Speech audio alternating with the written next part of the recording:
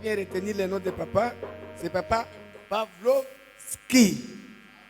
Papa, vous avez la parole. Est-ce qu'on peut acclamer?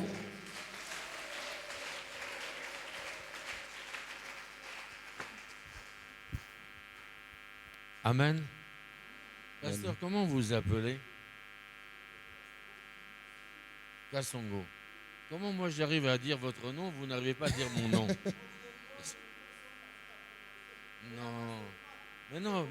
Non, Pavlovski, c'est facile.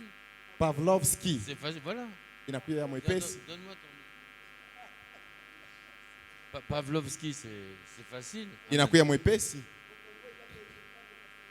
Asema Mukongo mnakuwa bailunga babanza bakasongo, bachimpinde.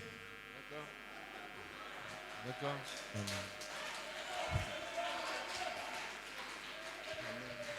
Amen. Amen.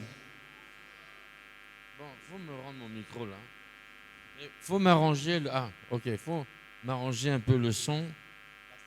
Parce qu'aujourd'hui, c'est pas en fait une prédication. Munitengeneze kibuyu kwa sababu leo haiko prédication. C'est plus un enseignement donc étonnant. Ni mafundisho ya mshutusho. Amen. Amen.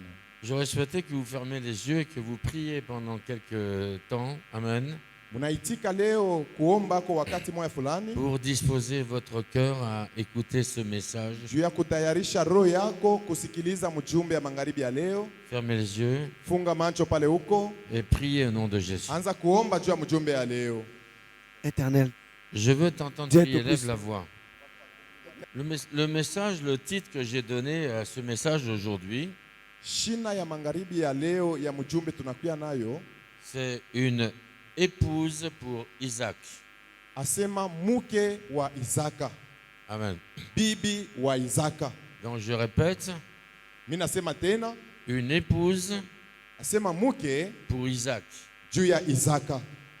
Ouvrez vos Bibles. Mufungule mabiblia zenu. Dans Genèse au chapitre 24. Genèse chapitre 24.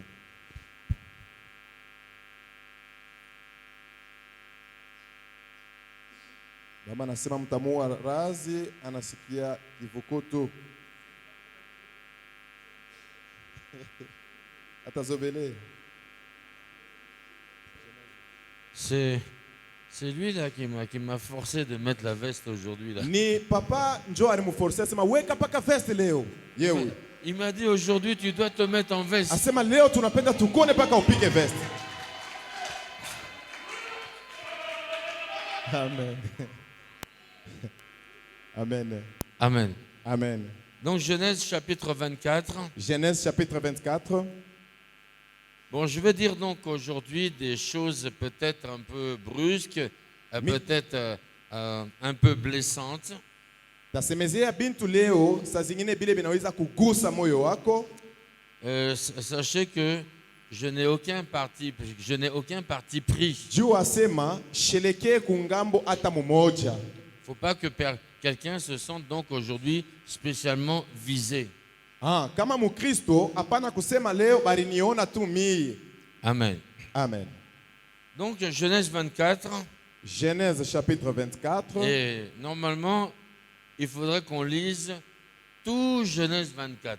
Ilipendeza kusoma Genèse 24 yote mzima. Comme donc c'est très long, sasa vile kumrefu zaidi, j'ai épuisé donc quelques versets. Mitabeba motu ma verset kiloko ele mitasoma. Alors je commence à partir du premier verset. Minanza pale pa mwanzo. Abraham était vieux, avancé en âge.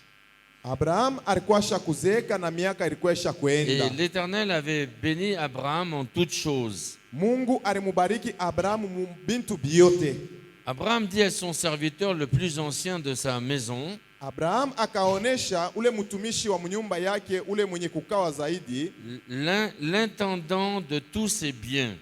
Mwenye alikuwa anaangalia bintu byake biote mali yote.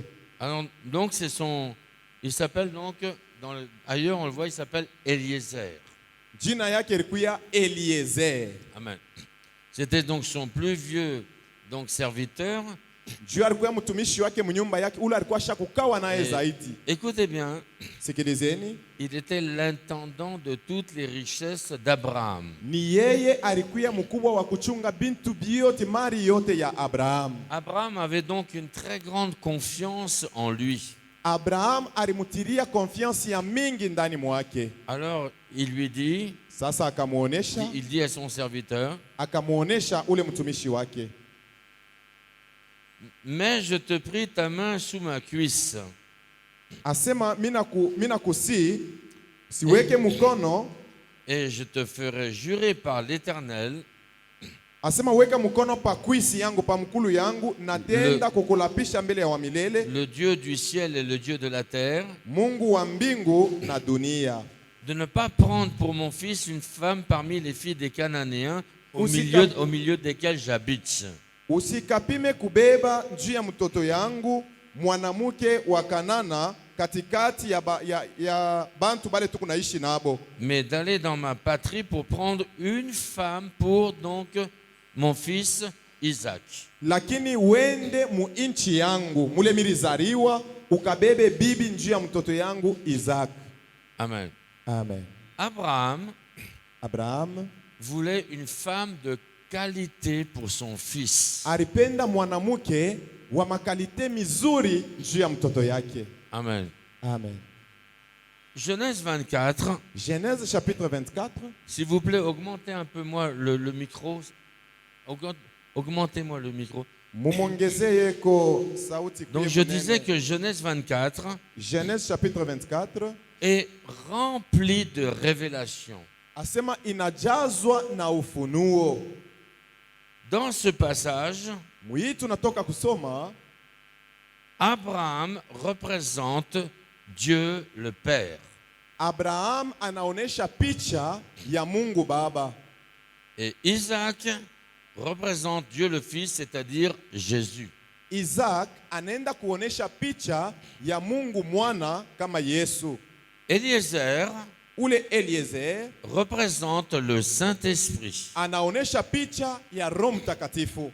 Amen. Amen. Abraham, Dieu le Père, Mungu Baba, appelle donc son serviteur, l'intendant de toutes ses richesses, le Saint-Esprit. Anaita mtumishi wake wa mali yake yote mwenye alikuwa anayachunga kama Roho Mtakatifu. Il lui dit, tu vas partir Akamuonesha utaenda sur la terre. Et je veux donc une femme de qualité. Mimi napenda mwanamke wa mfanya bizuri zaidi. Pour donc mon fils Isaac, c'est-à-dire donc Jésus. Juu ya mtoto yangu Isaac, ni kusema mnamna nyingine Yesu. Amen. Amina. Nous le verrons plus loin.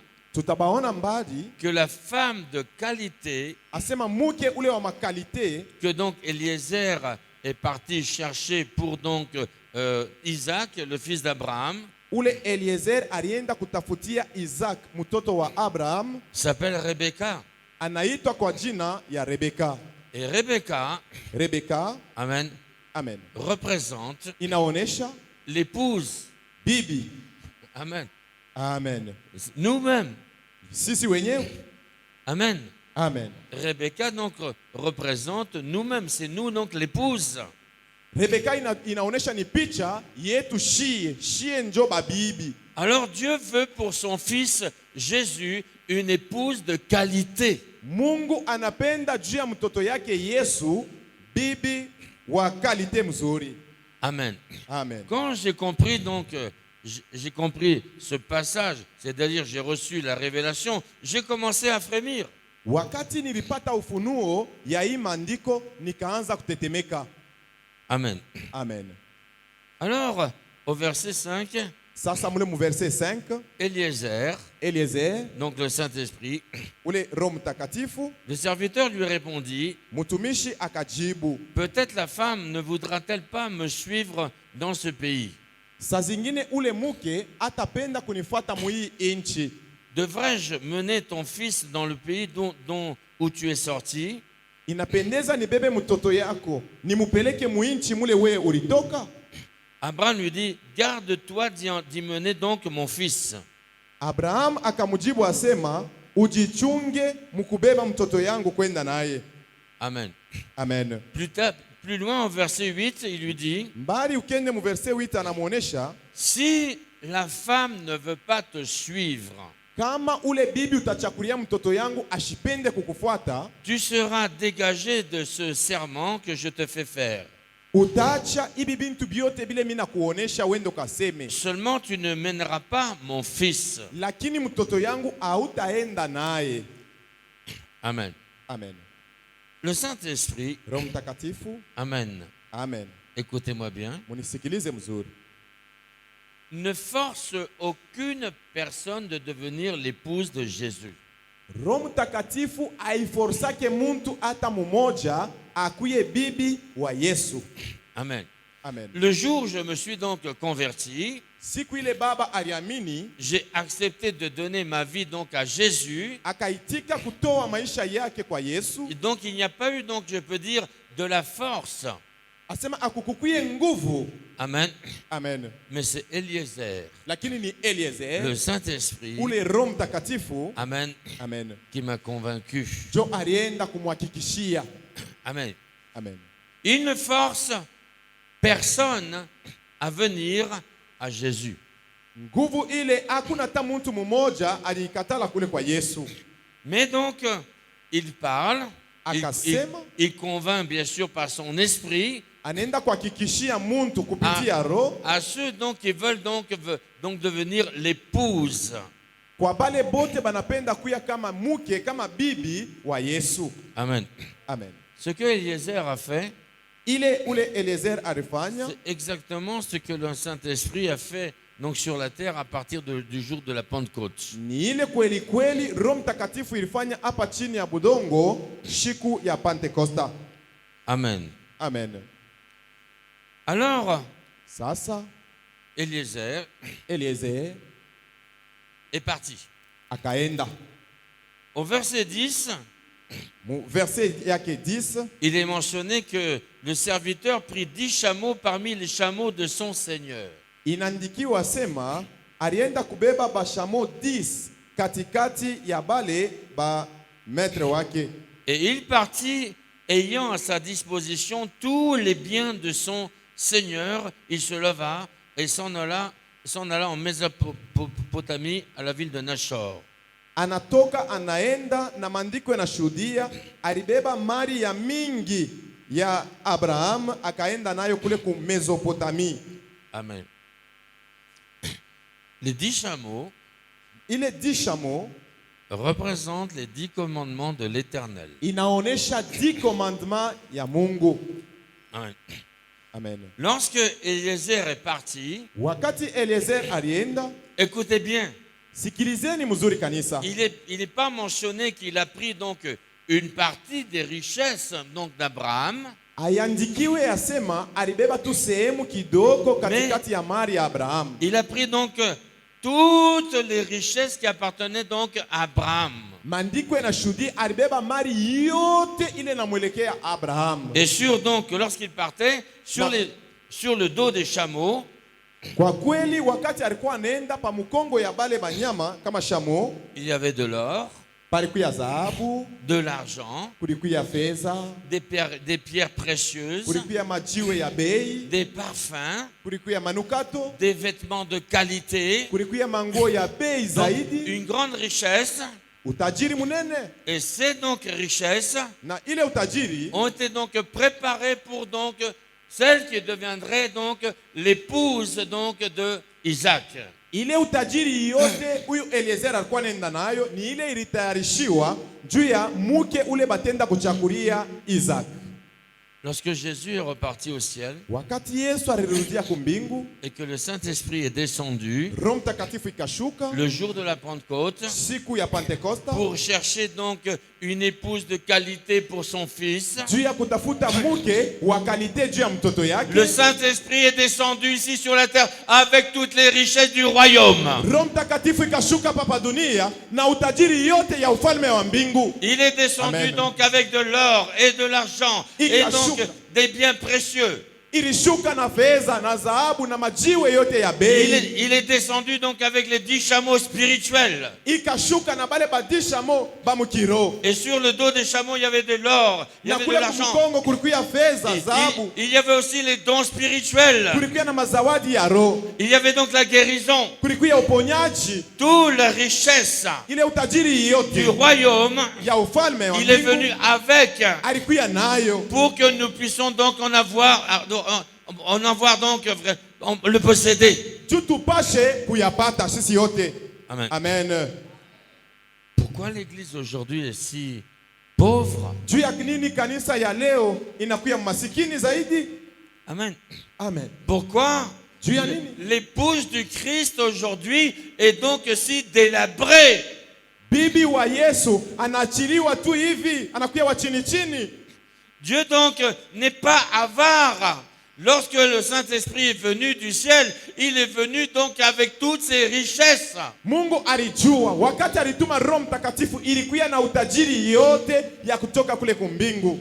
Les richesses spirituelles, Asema ya kiroho, matérielles, ya kimwili, financières, utajiri ya fedha, physiques, utajiri ya mwili, toutes ces choses-là ile bintu byote sont à notre disposition. binatuelekea tu sisi.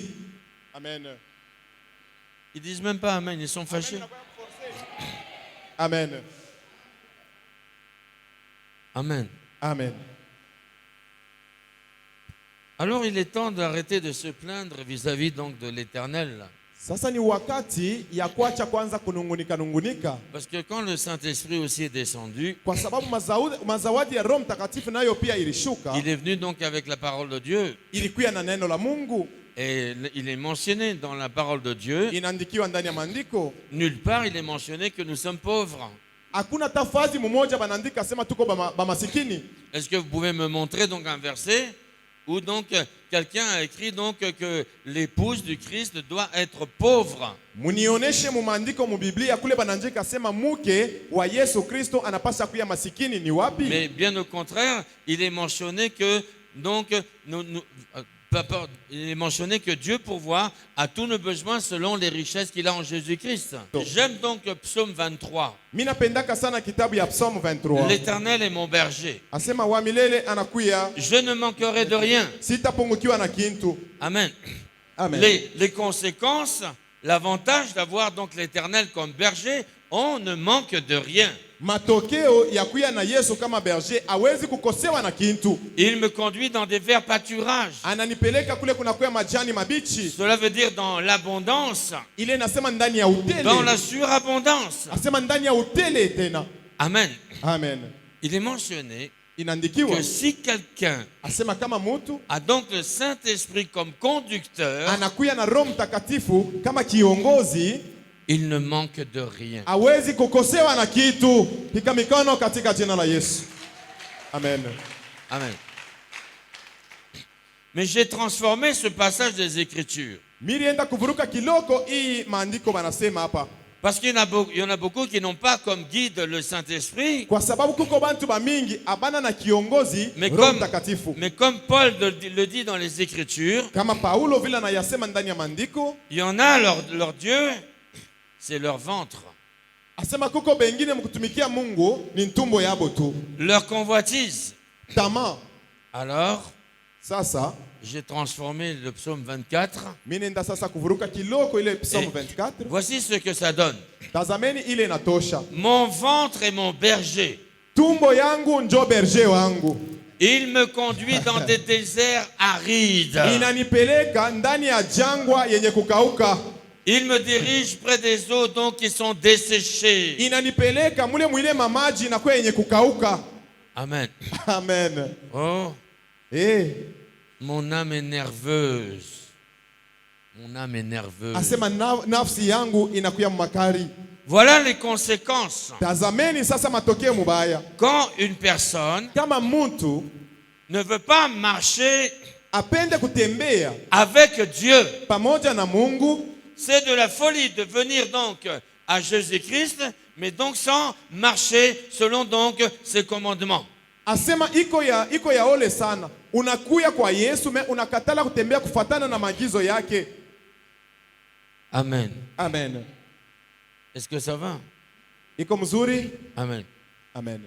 Rappelle-toi Kumbuka, que le Saint-Esprit, asema Roho Mtakatifu le jour où il a quitté le ciel, siku ile ilitoka mbingu, n'est pas venu les mains vides pour l'épouse. haikukuye mikono utupu juu ya mke wake. Vous connaissez la tradition en Afrique, l'homme il doit donner la dot pour acquérir sa femme. Munajua kuishi kwetu huko kwa Afrika, juu upate mke umweke kunyumba inapasha upeleke mbele mahari. Donc le Saint-Esprit est venu avec beaucoup de richesse pour acquérir l'épouse donc de Jésus. Roho Mtakatifu nayo inashuka inakuya na mali mingi, utajiri mingi juu ya kwenda kupeleka mali na kubeba ule mke. Amen. Amen. Et Eliezer est parti Sasa Eliezer akaenda en direction de la maison d'Abraham akaenda kule kunyumba ya Abraham pour trouver donc une femme de qualité. juu ya kwenda kupata mke wa makalite mizuri. Amen. Amen. Et puis au verset 14 Kisha mule mu 14 et jusqu'au verset 20, kwanza mu 14 mpaka mule mu 20. avant cela, Baada ya kusema ile, Eliezer a Eliezer demandé à l'Éternel, akalomba kwa wamilele Mungu, il dit, la fille à qui je demanderai de l'eau à boire asema muke ule ntakuta, ule ntamulomba maji ya kunwa, et qu'elle m'en donne ananipa. et qu'elle va dire, je vais aussi donc abreuver maintenant tes chameaux, Na kama akisema atapatishia pia na bale banyama bashamoni kunenda nabo, ça sera donc la femme de qualité pour Isaac. itakuya ni ule muke wa kalite mzuri njuu ya Isaac. Amen. Amen. Il y a quelque chose donc que vous allez comprendre ce soir dans ce passage. Kuko kitu kimoya kile mutelewa mkusoma iyi. Amen. Amina. Donc Rebecca Rebeka a versé de l'eau dans les mains d'Eliezer.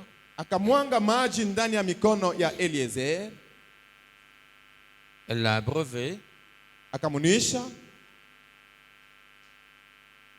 et elle a dit, na akisema, je vais donc aussi abreuver aussi donc tes chameaux.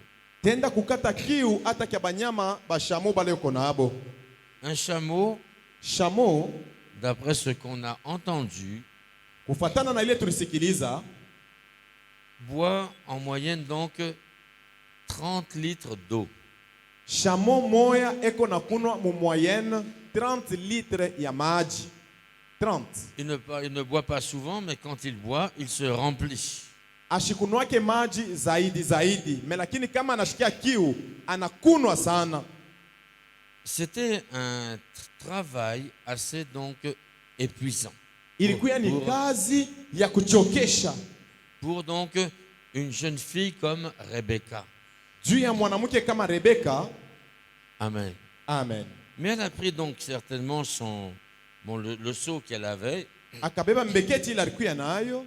Doucement, elle a rempli donc une trentaine de litres pour donc le premier chameau. Anajaza 30 litres na kupita njia ya shamo mmoja. Et quand le chameau boit, Wakati shamo anakunwa, il doit se baisser. anapasha kushuka. Lorsque tu abreuves les chameaux, Wakati unanuisha shano maji, tu respectes la parole de Dieu. unabakia muku respecte neno ya Mungu. Tu peux maintenant prendre les bénédictions qui sont sur le dos des chameaux. Unezi sasa kubeba mabaraka ile iko pa mkongo ya ule shamo. Amen. Ils n'ont pas compris. Abelewe hapana. Amen. Est-ce que? Amen. Amen. Et elle a fait maintenant jusqu'au deuxième chameau. Akafanya ile kwa shamo wa pili, Et le chameau aussi donc s'est baissé. na ule shamo akakunjama tena juu ya kunwa Et maji. là, Rebecca pouvait avoir aussi donc la main mise sur donc les bénédictions qui étaient sur le dos du chameau. Wakati alikunjama ule shamo, Rebeka alipasha kupata wakati na ye ya kubeba ile mari ilikuwa mkongo ya shamo. Elle l'a fait jusqu'au 10e. Akayafanya mpaka ku ule wa 10. Un travail physique Kazi ya mikono qui représente aujourd'hui inaonesha leo un travail spirituel. kazi ya roho. Amen. Amen. Amen. Est-ce que vous m'entendez? Mnanisikiliza? Donc cette femme-là Ni kusema ule mke était digne alistahili d'être la femme d'Isaac. kuya mke wa Isaac. Une personne Mtu comme nous aujourd'hui, kama sisi leo, si nous donc nous avons vraiment reçu Jésus dans notre vie kama tulimupokea Yesu kweli ndani ya maisha yetu, et que nous respectons donc sa parole, na tena tunaendelea kurespekte kutii sauti yake, les chameaux spirituels se baissent ule shamo wa kiroho atakunjama et on peut maintenant na tunaweza puiser. sasa kwenda kuzola ile mahari. Amen. Alléluia. Est-ce que ça va? Amen. Il s'est passé donc quelque chose Kulipitikana kitu moja très important à partir de ce moment-là. ya kabaila ya muhimu zaidi ile wakati. Il est donc mentionné Inaandikiwa au verset 22. mu verset 22. Quand les chameaux eurent fini de boire, Wakati bashamo bote bariisha kunwa maji, l'homme prit un anneau d'or du poids d'un demi-cycle ule mutu akabeba sasa ile zahabu ilikuwa inapeze demi cycle et 2 bracelets du poids de 10 cycles d'or. na bikomo biwiri bya zahabu. Amen. Amen. Lorsque Eliezer a vu cela, Wakati Eliezer aliona ile yote, l'anneau, ile ano il a mis ça donc au nez alienda kuiweka kumpua de Rebecca ya Rebeka, et les bracelets à ses poignets. na ile bikomo alienda kubiweka kumukono yake. Cela voulait dire Ile ilipenda kusema que Rebecca n'appartenait plus à sa famille. Rebeka ashikuelekee tena familia zake. Les bijoux que Eliezer lui a mis, Ile bintu Eliezer alimuweka c'est comme donc un scellage. Elle a été scellée. ni kusema kama muntu anawekewa ile picha, Ce qui est de formidable asema ile nakuya ya mzuri sana. dans Éphésiens chapitre 1er verset 13. Ephésiens chapitre 1er verset 13.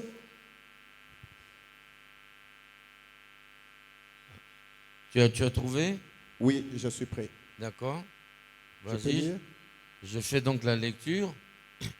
En lui, Ndani yake aussi après avoir entendu la parole de vérité, kisha kusikiliza neno ya ukweli, c'est-à-dire avoir respecté les chameaux spirituels. ni kusema kisha kutii bale bashamo bakiro. Donc je répète, Minanzolola. en lui, après avoir entendu la parole de vérité, Ndani yake kisha kusikiliza ile misemo ya ukweli, l'évangile de votre salut, asema ile neno ya wokovu yenu, en lui, vous avez cru et vous avez été scellés du Saint-Esprit qui avait été promis. ndani yake muriaminia na murienda kutiliwa ile chapo ya Roho Mtakatifu ile rimilakiwa. Amen.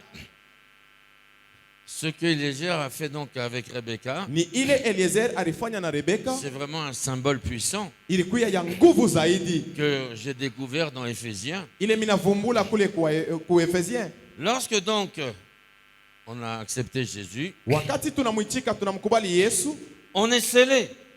tunapikiwa ile chapo. On n'appartient plus donc au monde, Hatuna tena bantu ba hii dunia, mais on appartient donc à Jésus. Nous sommes sa propriété privée. lakini tunakuya sasa ba Yesu, tunamwelekea tu yeye mwenyewe peke yake. Spirituellement, il y a une pancarte qui est écrite donc devant nous. Cette propriété appartient à Jésus. Mukiro njuu yetu banandika, banaweka katablo, banandika sema huyu muntu anakuya sasa wanani wa Yesu. Et si nous avons été scellés par le Saint-Esprit, Kama tulichiriwa ile chapo kwa upande wa Roho Mtakatifu. Jésus donc nous a rachetés donc par son sang. Yesu alienda kutuokoa kupitia damu yake. Amen. Amina. C'est pour cela, Ndio kwa maana je le répète, ça fait déjà 10 fois, mina yasema tena na kuya ya kumi. Jésus a besoin Yesu anahitajiwa d'une épouse mke de qualité. wa makalite mizuri. L'église, Amen. l'église, Kanisa l'église doit être de qualité. inapasha kuya ya kalite mzuri. Il ne doit pas y avoir tout ce qu'on voit en ce moment dans l'église. Kanisa haiwezi kuya na bile tu kunaona hii wakati ndani ya makanisa. Pose-toi la question. Ujiswali, Est-ce que vraiment eti kwa ukweli tu es scellé? mie minatiliwa ile chapo? Est-ce que vraiment Eti kweli Jésus Yesu est ton époux, anakuya bwana yako, est ton sauveur? anakuya mokozi wako? Amen. Amen. À partir de ce passage 22, Kupitia hii tunasoma mu 22. alors Eliezer, Sasa ule Eliezer lorsqu'il est rentré dans la maison de Rebecca, wakati alirudia mu nyumba ya Rebeka, Amen, amen, il a commencé donc à parler akaanza sasa kusema d'Abraham, na Abraham. qui était donc un homme influent, Alikuya ni muntu ule, alikuya bila anasema mtu alipasha kukubali. riche, Alikuya mtajiri, un homme bon. muntu mzuri. Il a commencé donc à parler aussi de son fils Isaac. Akaanza kusemezea njia mtoto yake Isaac. Amen. Amen. Le Saint-Esprit aujourd'hui, Roho Mtakatifu leo sans cesse, bila kuacha parle du Père. inaendelea kusema juu ya Baba. Amen. Amen. De sa bonté, Juu ya wema wake, de sa grâce. juu ya neema yake. Il parle Anasema du royaume, juu ya ufalme, des richesses. ya utajiri. Il parle Anasema à ceux qui veulent écouter, kubale banapenda kuyasikiliza, à ceux qui sont donc épris donc du royaume des cieux. kubale banelekea kufika kule kufalme wa mbingu. Amen. Amen. Il parle. Anasema, Il parle aussi donc de Jésus. anasemezea tena juu ya Yesu. Il parle donc de ce que Jésus a fait. Anasemezea tena juu ya ile Yesu aliyatenda. Toi, tu peux donner ton fils Wewe unaweza kutoa mtoto yako mourir pour des personnes qui n'en valent pas la peine. akufwe juu ya bantu bale basio hata kustahili. Et même si donc ils en valent la peine, moi je ne peux pas donner mon fils. Hata kama bantu bale bantu banastahili, mie siwezi kutoa mtoto yangu. Mais Dieu l'a fait. Mungu aliyafanya Et Jésus na Yesu a accepté. aliitika. Mais c'est quel Dieu que nous avons? Ni Mungu kani tuko naye. Amen. Amen. Comment est-ce qu'on peut comprendre donc un tel amour? Namna kani tunawezi kuelewa mapendo ya hii hali? Pourquoi aujourd'hui les chrétiens sont si fades, Juu ya nini Bakristo leo banapungukiwa na ile mapendo? si donc aigris? Kama inaandikiwa, Il me semble asema inaonekana qu'ils ne savent pas en fait qui est Jésus. abajue abatambue Yesu ni nani juu ya maisha yabo. Il me semble Inaonekana qu'ils ne savent pas donc qui est le Saint-Esprit. asema abajue Roho Mtakatifu ni nani. Le Saint-Esprit n'est pas là seulement donc pour faire tomber les personnes. Roho Mtakatifu haiko pale juu tu ya kuombea bantu banze kuanguka, hapana. Sa première mission, Shaba ya kwanza ya Roho Mtakatifu c'est de te choisir. ni kukuchakula. Amen. Sema kwa amen. De te parler du royaume. Kukusemezea juu ya ufalme wa mbingu. De te parler donc vraiment de la bonté de Dieu. Kukusemezea juu ya wema wa Mungu. Et la deuxième mission, Na shaba ya pili, amen, amen, c'est de te donner donc ce que tu as besoin. ni kukupatishia yote ile unahitajiwa. Et la troisième, Amen. la plus grande des missions, Shaba ya tatu ya mwisho ya munene c'est celle de t'emmener donc au ciel, ni ya kukupeleka kule kumbingu. Amen. passer Dieu. l'éternité avec donc Jésus. Juu maisha ya milele iko tu na Yesu.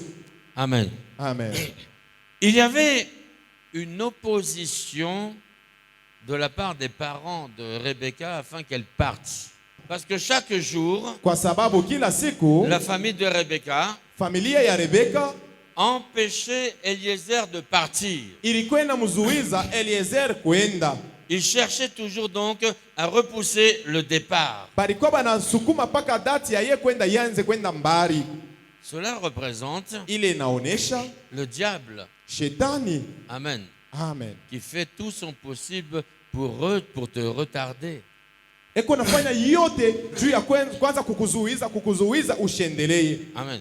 Amen. Et puis Eliezer a dit, Eliezer akasema, ne me retardez plus. mushinizuize tena. Laissez-moi partir. Muniache niende. Amen.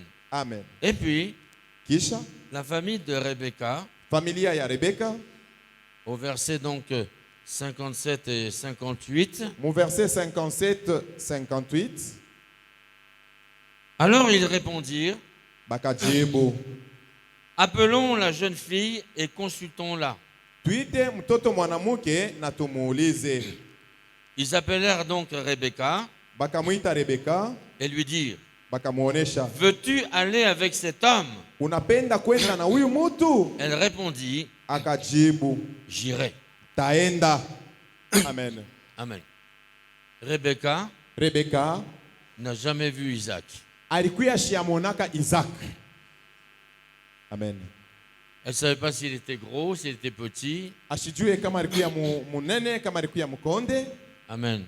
Amen. Sa famille voulait la retenir. Familia yake ilipenda kumzuiza ashiende, Mais elle a cru aux paroles d'Eliezer. lakini alienda kuaminia mumisemo ya Eliezer. Amen. Amen. C'est comme nous. Ni kama sisi, Personne n'a vu Jésus. hakuna hata mtu mmoja ashakumwona Yesu. Mais le Saint-Esprit Roho Mtakatifu nous a convaincus ilienda kutuhakikishia dans notre cœur, ndani ya maroho yetu, amen, que nous devons le suivre. asema tunapasha kumfuata. Sema amen.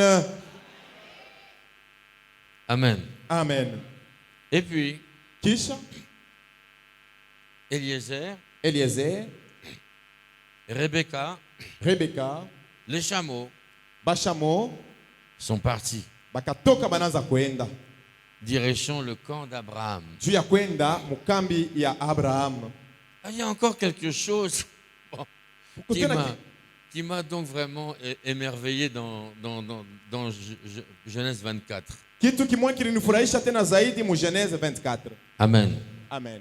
Écoutez bien ce qui est écrit. Sikilizeni mzuri ile inaandikiwa.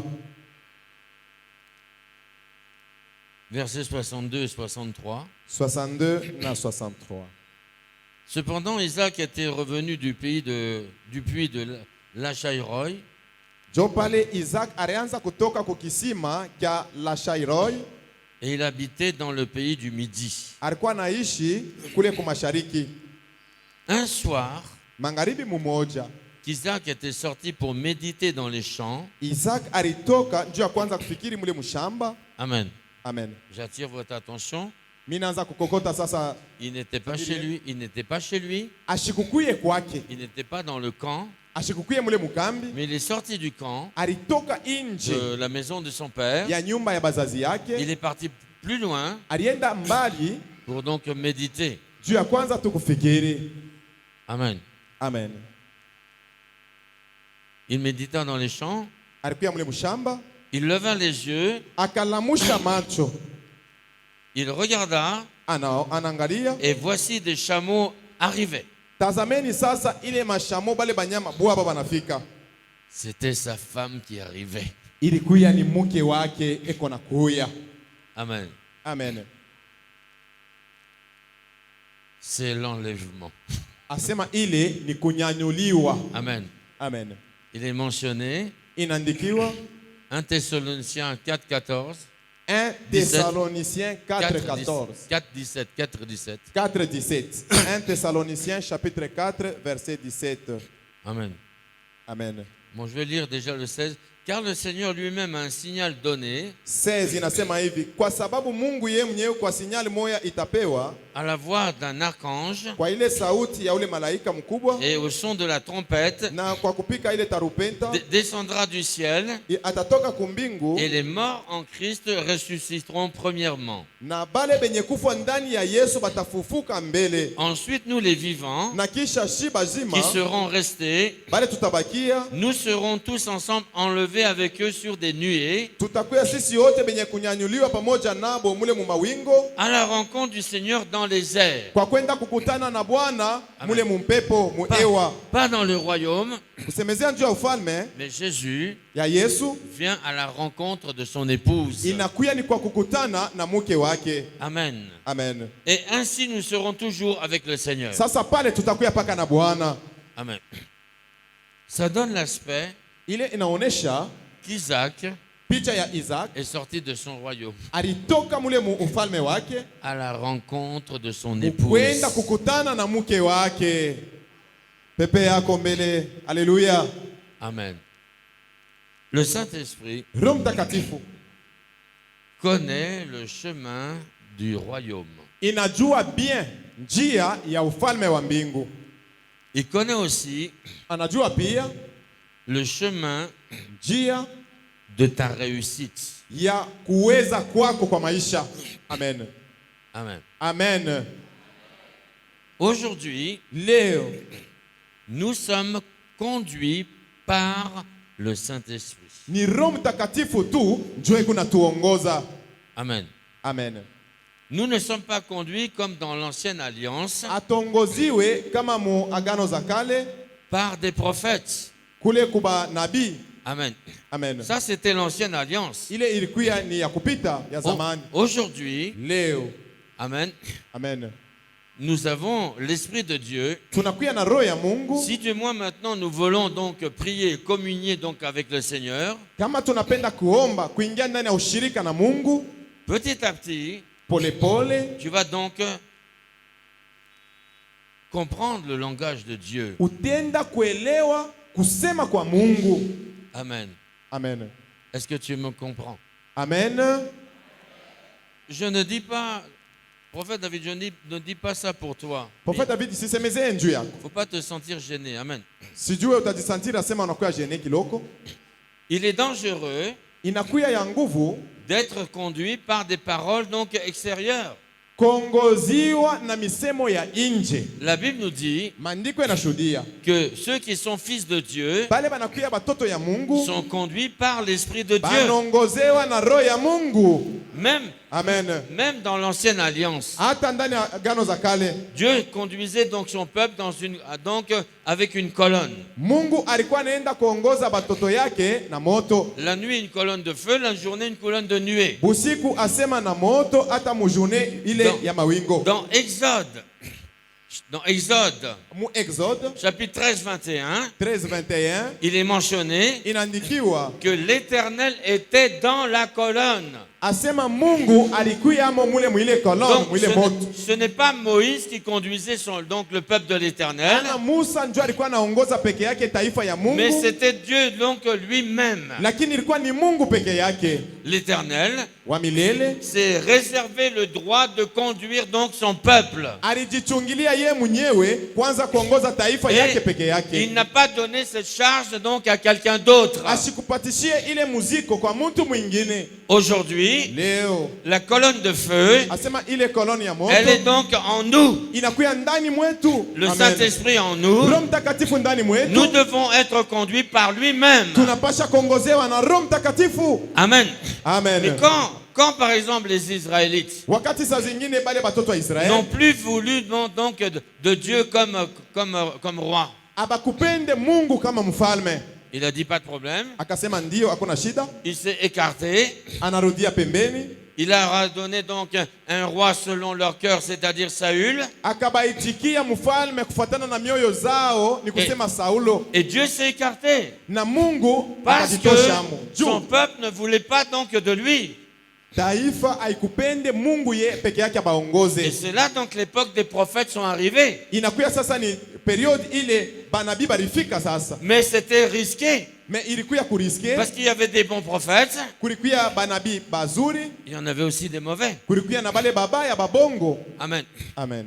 Aujourd'hui, Leo, quand tu ne veux pas de Dieu, kama aupende na Mungu, quand tu ne veux pas du Saint-Esprit, kama upende tena Roho Mtakatifu, Dieu se retire de ta vie Mungu anajikokota mu maisha yako. et il te laisse maintenant en proie Anakuacha sasa, à toutes sortes de personnes. unakuya kama chakula ya bantu bote sasa mudunia C'est humu. vrai que le ministère de prophète existe encore Ni aujourd'hui, kweli ile huduma ya banabii mpaka leo mais inaendelea. le prophète n'a pas la possibilité de conduire le peuple de Dieu. Sasa ule munabii ashina na ile uwezaji ya kuongoza taifa ya Mungu. Il y en a des bons, Kuko bazuri bakweli mais il y en a plus des mauvais que des bons. na kunakuya babaya zaidi banakuya kushindia hata bale bazuri.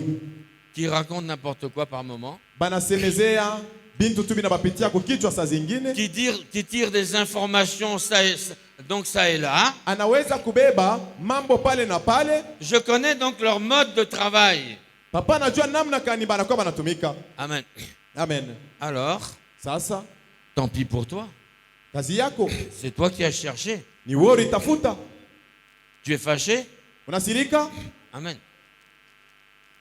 Est-ce que ça va? Eti uko bien, onesha kwa mbele sinya ya furaha. Tu dois Alléluia. être conduit par l'Esprit de Dieu. Unapasha mkuya mtu mwenye kuongozewa na roho ya Mungu. Je te le répète une dernière fois. Mimi nakuonesha tena mara ya mwisho. Lorsque Dieu a fait sortir son peuple Wakati Mungu alienda kutosha taifa yake de l'Égypte, kumisri, c'est lui-même qui conduisait son yeye peuple. mwenyewe alikuwa anaongoza taifa yake. Cela veut dire Ile inasema qu'il a le droit exclusif sur l'épouse. yeye ndio anakuya tu na droit yote juu ya ule baba bwana. Aujourd'hui, Leo le Saint-Esprit est là, Roho Mtakatifu yuko la hapa. colonne est en nous. Asema ile koloni iko ndani mwetu. Écoutons la voix de l'Éternel. Tusikilizeni sauti ya wa milele Par la prière. kupitia maombi. Amen. Amen. La lecture de la parole de Dieu. Kusoma neno ya Mungu, Et tu verras, utaona ta vie deviendra joyeuse. maisha yako itakuwa tu ya furaha kila siku. Et tu verras Utaona que les chameaux vont commencer à se baisser. asema bashamo batafika kwako banaanza Et tu kushuka. pourras maintenant prendre les bénédictions que tu as Na unaanza besoin. kubeba mabaraka yote ile inakuelekea. Amen. Acclamons le Seigneur. Pika mikono juu ya Bwana.